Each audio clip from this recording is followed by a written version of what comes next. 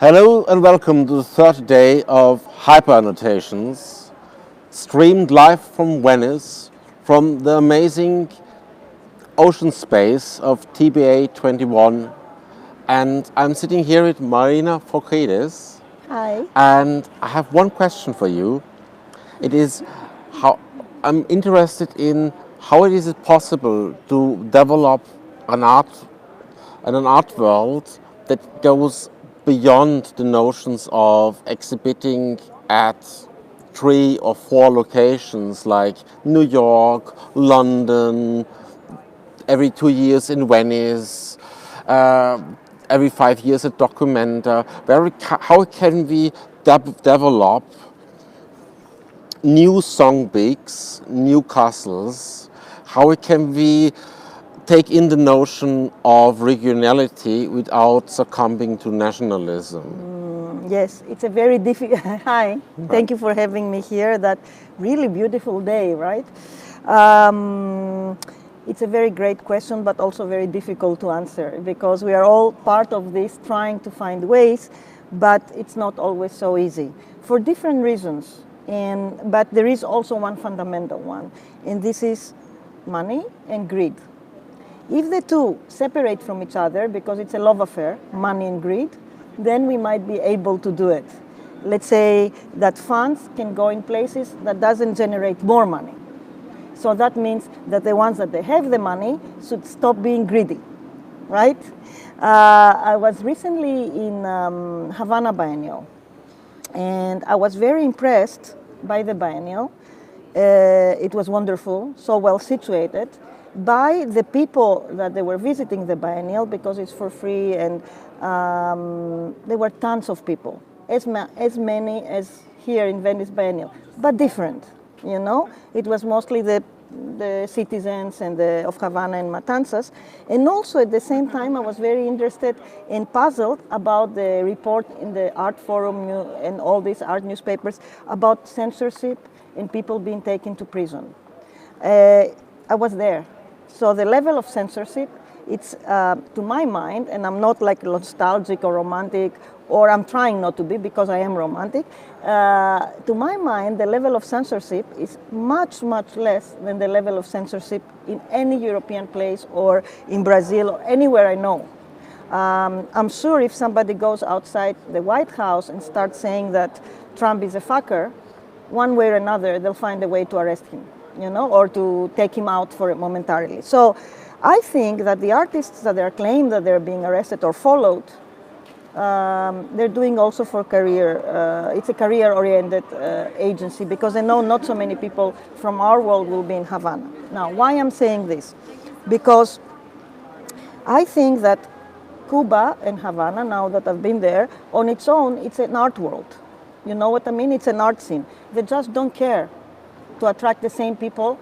The rest of us that were implicated to this kind of Western sort of money-making machine through art want to attract.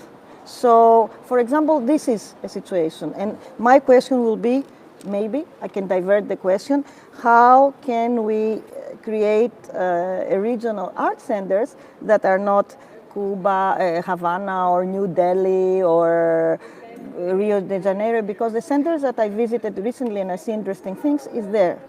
You understand what I'm saying? So I think I learned a lot from this biennial. I learned a lot how different it is, for example, to see the work of Ana Mendieta in there.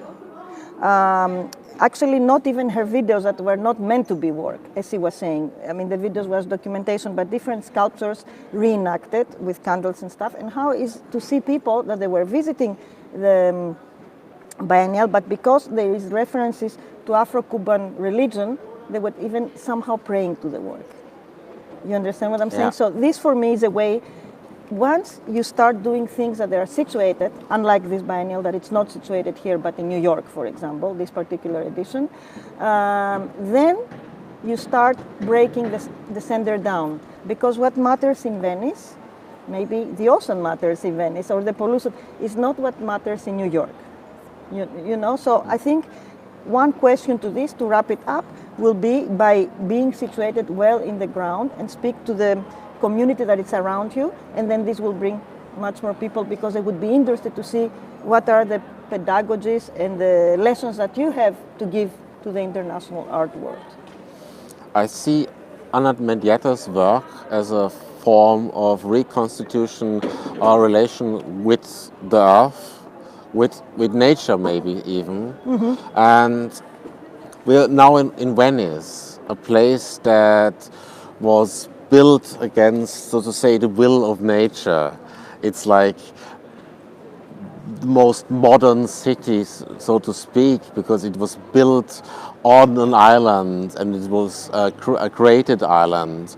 And now we see the impact of the art world that comes here every 2 years, very drastically impacting the environment.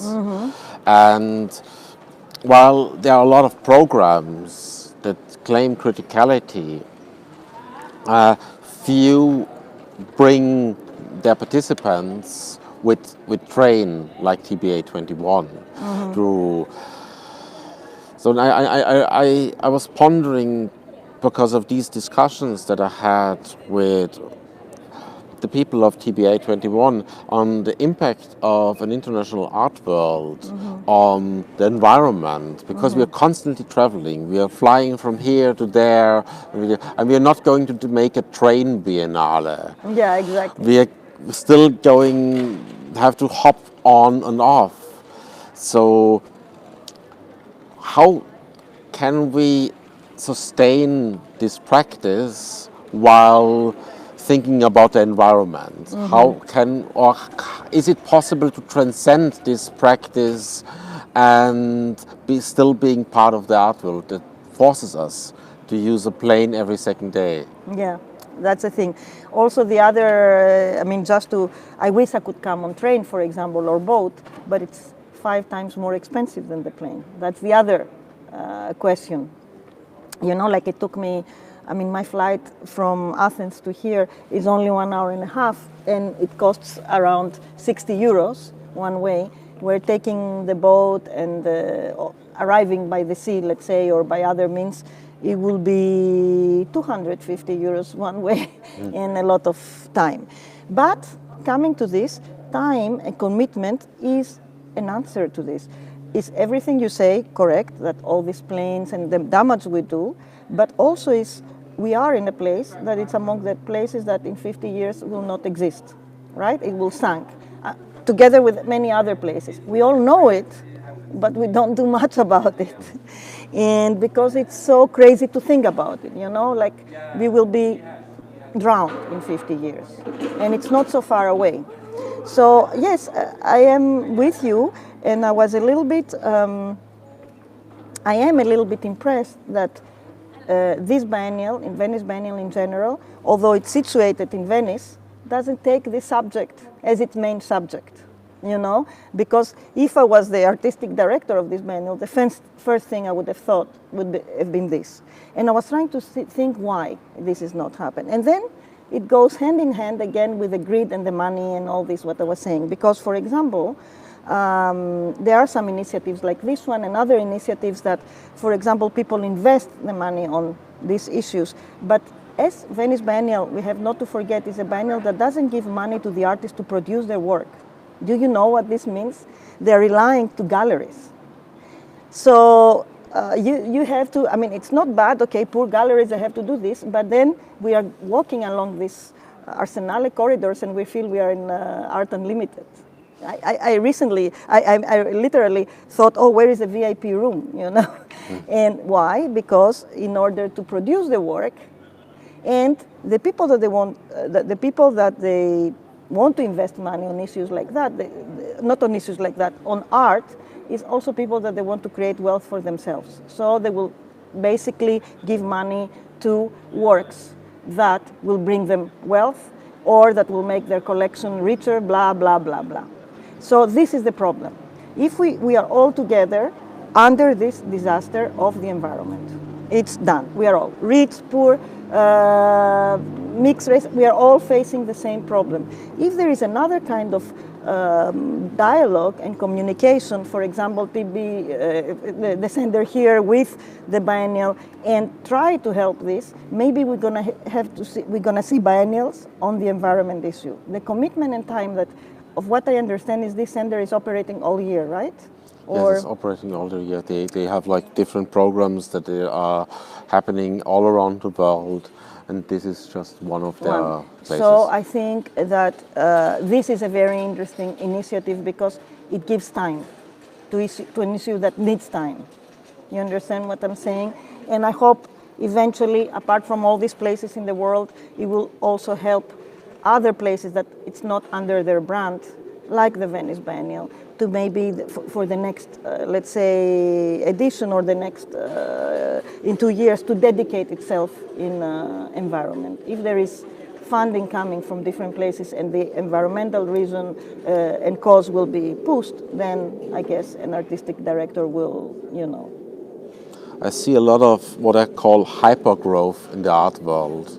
Hypergrowth. Meaning, you have to explain me this. I'll explain to you.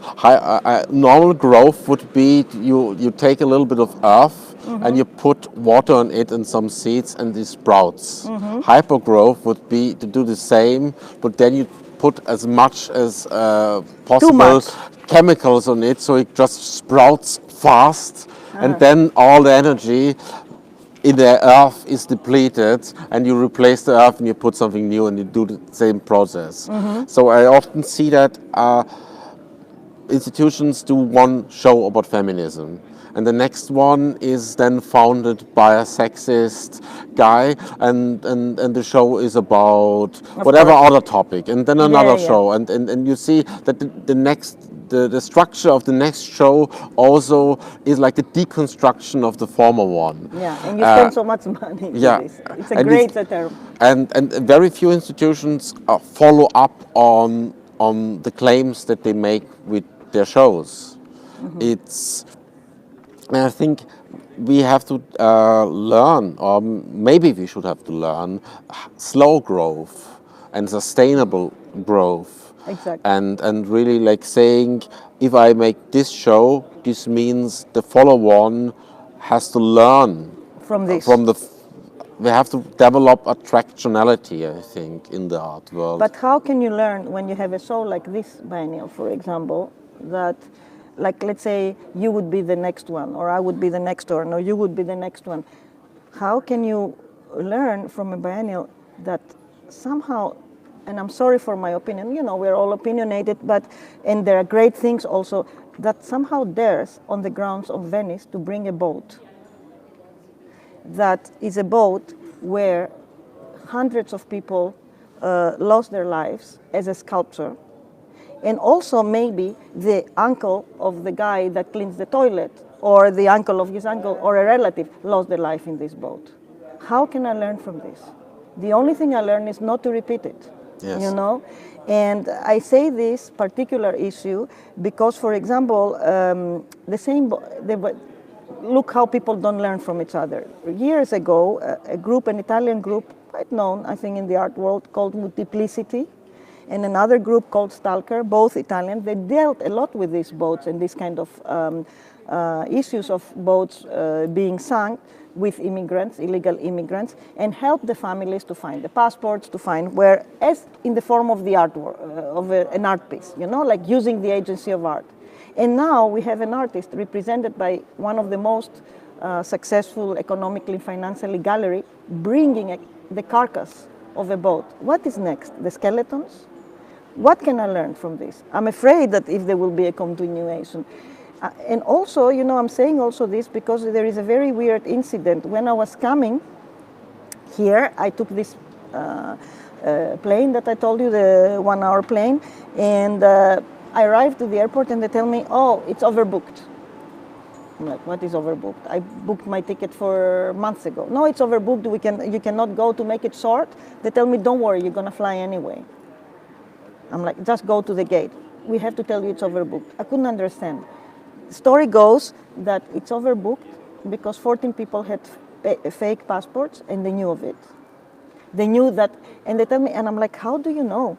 They say it's often. People are trying to leave from Greece, in need to leave from Greece after they've been to Greece through very difficult ways. And the Venice airport, let's say, it's an easy way to enter other places of Europe. And I understand why people try to. It was so horrible to see people full of hope. A professor of university from Syria, a family with 4 kids, one was newborn. You know, like it could be any of us. I mean, why they had fake passport? Because they need to circulate their lives and then arrive here. And I was saying to the company, please, if there is a way that they fly, I don't want to go anymore in Venice, you know? And then, of course, they tell me, no, there is no situation because it's a matter of passport. Like, take my passport for them. It's like, no way. And then arrive here and see a boat like that as a sculpture. So I think we are in a very cynical time. And I think maybe it's better to unlearn in this. And what you said about the hyper growth, I can answer it with cross-fertilization. No? Mm-hmm. That's the idea. That's the idea also of regionalism. How we can cross-fertilize different pedagogies, different ideas, different ways to save the world, because the world is in extreme danger. No? Yes. Yeah. I mean, the issue of inaccessibility of Europe, and I would not even use the word of fortress. I think Europe is not a fortress. It is making the rest of the world a prison. And it's becoming like the Garden of Eden that nobody can visit. But it's a Garden of Eden built on the bloody bones of those that it excludes. Mm-hmm. And I can say this definitely with this emotionality, because my grandmother was a refugee. Mm. She had to flee, and when they fled from Romania. So you see, still Europe. That's the thing, in a good way, yeah. But back then, they were able to flee in cattle tracks. Of course. Something like that would not have been possible now, because the border controls would have them remain in their country. It's no longer possible. Every few years you see more clamps on people. And I lost my passport recently when I was in Brussels, and they wouldn't let me out of the country. And I sat around with all the people who could not leave the country legally and had to use illegal means and stuff like that. And I worked with refugees, so I know some of the networks, and then used this network to come back to Germany. But it was quite atrocious to see how inhuman this exclusion has become, and how abstract it is talked about in the news. Exactly. And it's always like abstract. It's not even numbers anymore. Exactly.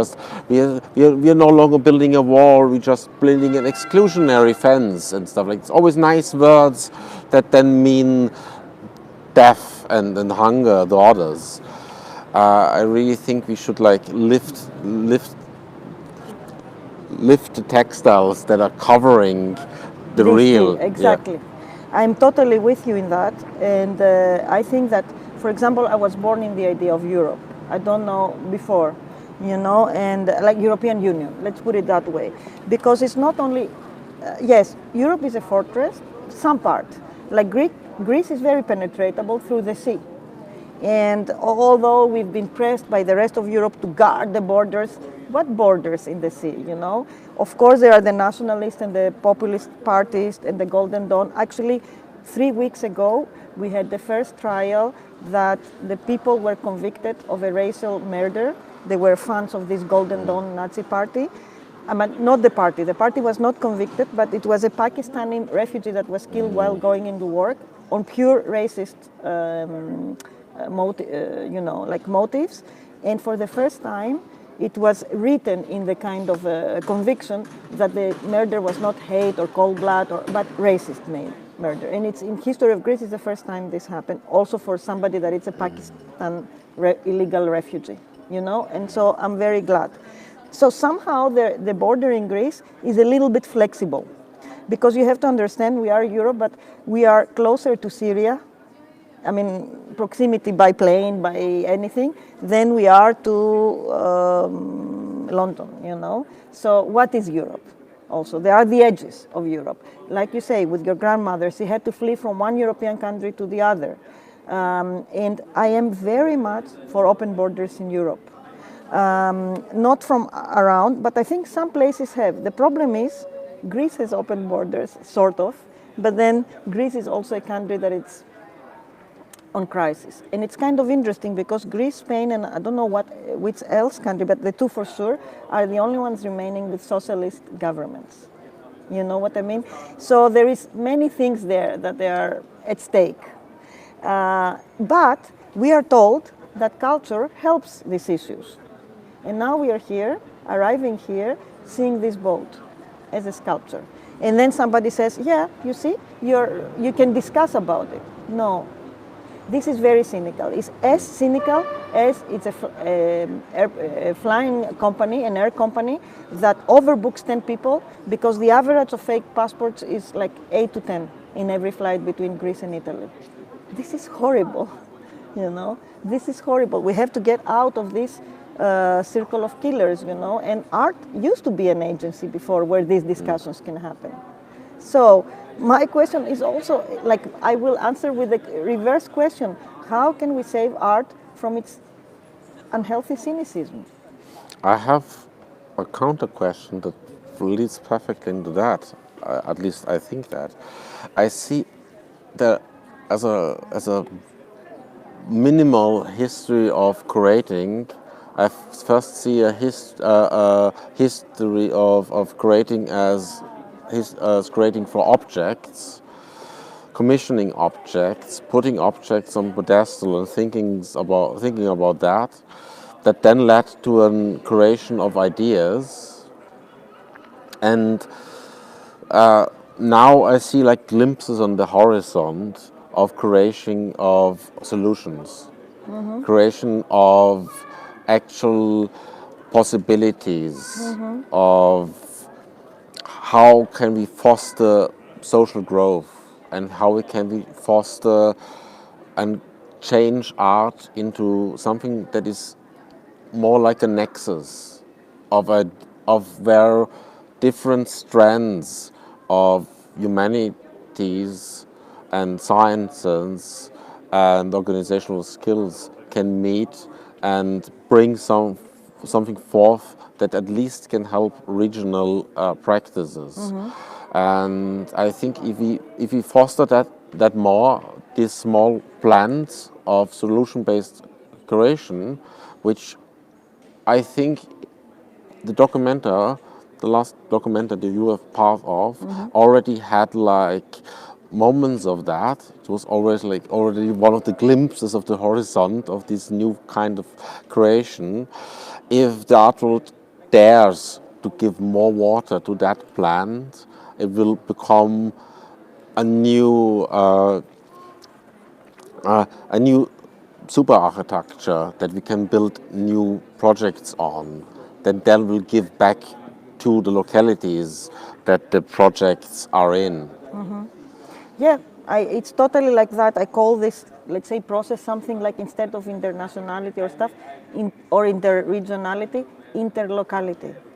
Like a world of many localities that, if it could, they wouldn't have asymmetries between the different localities. That's why I'm trying not to use so much regional, because regional refers to a center, where locality without can not refer to a center. So it's basically the idea like Venice, an archipelago. Since we're here, how an archipelago can formulate the center. So how the center can be dispersed in many places. Yes, as you said with Documenta, we tried a lot. Not only this, we tried also to bring together the different localities, to somehow make a theater of the oppressed, or a gathering of the oppressed of the different localities, and to exchange, this is the cross-fertilization, let us say, to exchange solutions. Because, let's say, something that is happening now in Greece has happened so many years before there and so many years before there. So maybe it's a time to get out of the idea of modernity with a capital M and singular, and to hear other modernities and how they arrive. Because, for example, even speaking about the environmental, it's not by accident that all the pre-Christian and like more ancient civilizations thought that the rivers and the seas and stuff, they were holy. That was their way to make people, to convince people to protect them. They didn't really, we keep saying, oh, they were primitive. They thought that the river was a god. They were not primitive at all. I'm very sure, and you know, it's happening still in New Zealand, that the way, why they named the river a god is because they understood how important the resource that we have from this river is. So by naming it a god, they helped the nature to be preserved, you know. So there are many pedagogies that we can learn from more native and other localities that it's not in our own. Bringing them, all these localities together, and cross-fertilize with each other, I think is a solution, like you say, you know, like is a, from locality to locality, from the different point of views, because I think the center is just a point of view. It depends from which direction you see the world. It's round, you know. It's not even a square, or there is no up and down, you know. It's horizontal because it depends. Are you looking it from down, from like this pole or the other pole, from north or from south pole, or from, I don't know what is the other, I mean, no, there is only north and south pole. So it's a ball, you know. That's what it is. We just have to change the perspective. No? Thanks for this amazing Thank you very chit-chat much session. for having me here in the sun and taking some time over the brouhaha and the different talks. Thank you. Thanks. Bye. So thanks for watching and listening in, and we'll see you soon for the next chit-chat session.